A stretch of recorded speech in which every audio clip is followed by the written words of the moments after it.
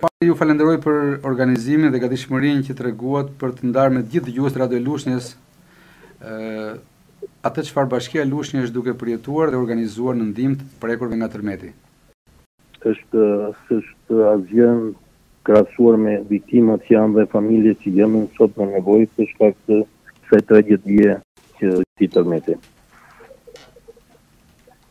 Ne si bashki kemi kontribuar duke quar që dije në mëngjes në 4:30 sektorin e zjarr fikseve në Durrës.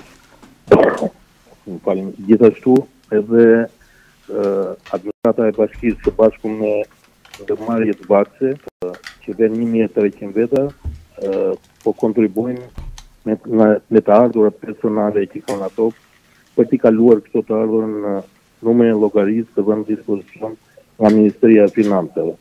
Gjithashtu, doja të ftoja nëpërmjet Radio Lushnjës të gjithë qytetarët e Lushnjës të kontribuojnë me çfarëdo lloj ndihme që ato mendojnë se t'japin, duke përfshirë këtu edhe të gjithë ndërmarrjet institucionet qendrore dhe vendore, por edhe shoqatat e ndryshme, edhe biznesmenët lushnjanë për të kontribuar me çfarëdo lloj ndihme, duke caktuar një vend grumullimi tek kinoteatri i qytetit Lushnjës dhe për t'i dërguar këto ndihma qoftë në ushqime, qoftë në batanie, në ngrohtë, që kemi kohë me gjithë, në ujë dhe çfarëdo lloj ndihme tjetër dhe për t'i dërguar këto pasaj në Durrës dhe në Oman.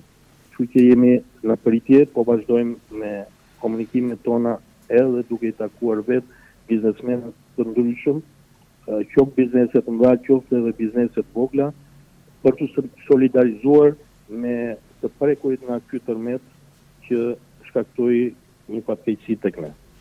Si ka ecur deri tani procesi që ju sapo anoncuat?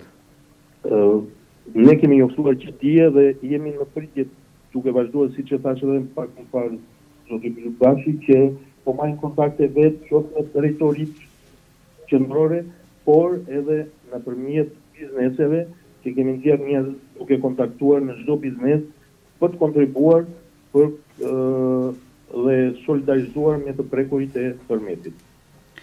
Duke qenë se Durrësi nuk është fort vetëm 55 kilometra, lëkundët u ndjen të forta dhe ka patur edhe disa probleme në qytetin tonë. Bashkia e Lushnjë si rezulton nga grupet e verifikimit terren? Atëherë dije që në mëngjes, që në orën 6 ne jemi marrë me verifikimet duke marrë informacion nga administratorët e çdo njësie të 10 njësive të Bashkisë Lushnjë, duke nxjerrë në terren në çdo fshat apo lagje si quhet ndryshe në grupe pune për të bërë verifikime. Gjithashtu kam thënë vetë në këto verifikime, por nga verifikimet që kemi bërë ka patur plasarditje, çarje të mureve, jo të strukturave të betonit, në shumë njësi, një shtëpi që ishte rënuar e pabanueshme në Ngurrës, që do të ndërtohet shumë shpejt, ne do të ndërhyjmë, por gjithashtu kemi siguruar edhe vende për të prekurit nga tërmeti, siç është konvikti i shkollës mekanike, që ne kemi vënë në dispozicion dhomat për të qëndruar derisa të ndërhyjmë dhe të kryejmë punimet që duhen kryer në ndërtimin e një shtëpie.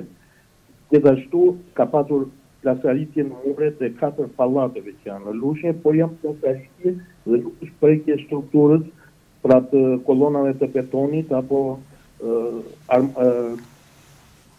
çative, armaturave, të taracave të pallateve. Janë thjesht plasaritje të mureve. Natyrisht është jashtë rrezikut, domethënë është kjo situata. Këtë kam përshtypjen që është duke thënë kryetari. Zoti Tushe, për ta mbyllur të fundit që doja ta ndaja me gjithë dëgjuesit Radio Lushnjës, a do të shërbej kjo situatë për të reflektuar jo vetëm njësia e pushtetit vendor, por gjithë strukturat përgjegjëse për të rritur masat dhe nivelin e sigurisë në gjitha aspektet, që më pas të kemi objekte sa më cilësore, sa më të kontrolluara? Është mëse e vërtet që të 4 pallatet që kanë patur probleme në muratur, plasaritje, janë pallate të rinj.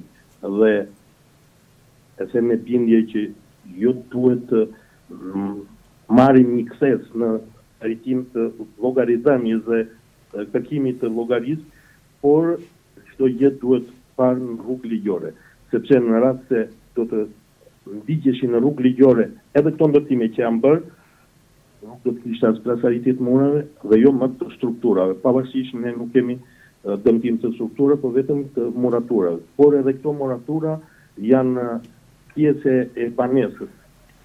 Dhe njerëzit me drejt janë në siklet janë të friksuar, sepse nuk e dim sa do të vazhdojnë, do të ketë tërmete të jenë pas apo jo. Dhe padyshim nuk mund të panohet me këto banesa, duke qenë në një frikë të tillë. Por mendoj që kjo duhet na bëj më të fortë dhe duhet na bëj më të përgjegjshëm në zbatim të ligjit. Faleminderit zoti Tushe, shpresoj që thirrja juaj të jetë të dëgjuar nga gjithë qytetarët e njësisë që ju menaxhoni dhe të reflektohet në ndihma konkrete për të gjithë ata që sot janë duke vuajtur në Durrës, Thuman dhe në Knetën, ku fluksi i ndërtimeve të prishura dhe shkatruara është shumë më i madh dhe numri i jetëve akoma nuk është përcaktuar të humbura. Ju falenderoj. Faleminderit ju dhe kalofshi mirë të mirë.